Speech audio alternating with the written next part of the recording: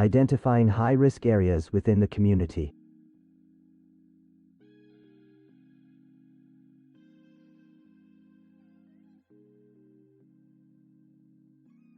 When preparing for wildfires, it's essential to identify high-risk areas within the community.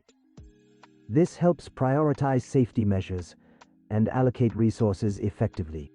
By pinpointing these zones, we can develop targeted strategies to mitigate wildfire risks and enhance community protection. In this module, we will explore various methods and considerations for identifying high-risk areas. To begin, we need to conduct a thorough risk assessment to understand how wildfires might affect our community. This involves evaluating several key factors. Firstly, we need to assess the local terrain, paying close attention to the steepness of slopes, as this can influence how quickly a fire can spread. Next, we must examine the vegetation around us. The type, density, and overall health of the plants in our area are critical. Overgrown and dry vegetation can significantly increase the risk of wildfires. We should also review historical weather patterns. By analyzing data on temperature, rainfall, and wind direction, we can identify which areas are more vulnerable to wildfires. Finally, it's important to consider how close our community is to wildland areas, such as forests or grasslands, which are naturally more susceptible to fires. By assessing these factors, we can gain a clearer picture of our wildfire risk and take steps to mitigate it. It is important to map and analyze historical fire data.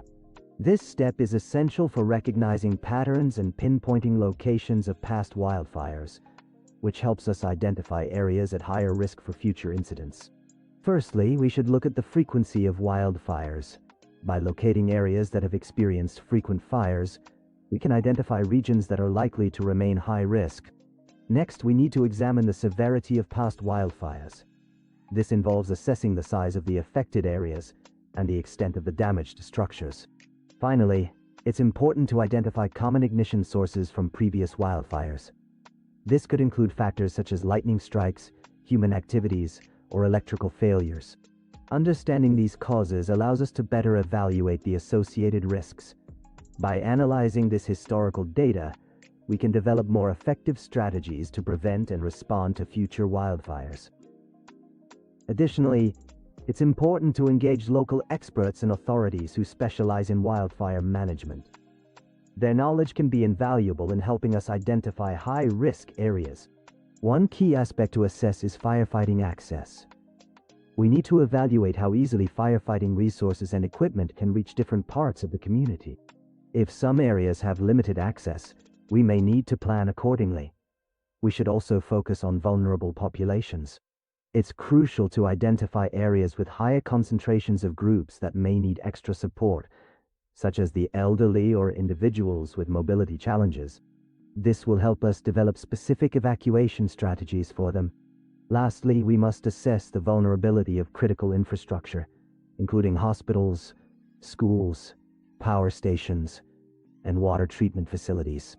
Understanding their risks will allow us to prioritize protective measures effectively. By collaborating with these experts, we can enhance our community's preparedness for wildfires. Next, we need to consider community interactions to help us further pinpoint high-risk areas. There are several important factors to analyze. Firstly, let's look at population density. Areas with a higher population density may face greater risks due to the increased number of ignition sources and the potential for rapid fire spread. We should also review the types of housing in our community. Areas that feature flammable materials or lack adequate defensible space are at a higher risk for wildfires. Finally, it's essential to identify public spaces that are frequently visited, such as parks, recreational areas, and markets. These locations may require enhanced fire prevention strategies and well-thought-out evacuation plans. By understanding these community dynamics, we can better prepare for and mitigate the risks of wildfires.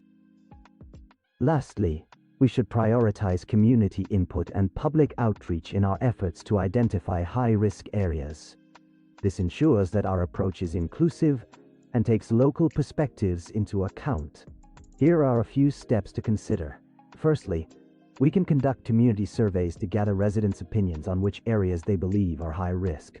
Local insights can be incredibly valuable in this process. Next, we may organize public meetings to raise awareness about wildfire risks. These events will also serve as a platform for residents to share their observations and insights about high-risk areas. Finally, it's important to promote collaborative planning. By fostering partnerships between community members, local authorities, and experts, we can develop strategies that are specifically tailored to the needs of the identified high-risk zones. Engaging the community in this way will strengthen our overall wildfire preparedness and response efforts. By following these steps and taking the outlined factors into account, communities can effectively identify high-risk areas in preparation for wildfires. Proactively recognizing these regions allows us to develop targeted strategies and allocate resources efficiently, helping us manage wildfire risks more effectively. This proactive approach is essential for safeguarding our community and enhancing our overall resilience against wildfires.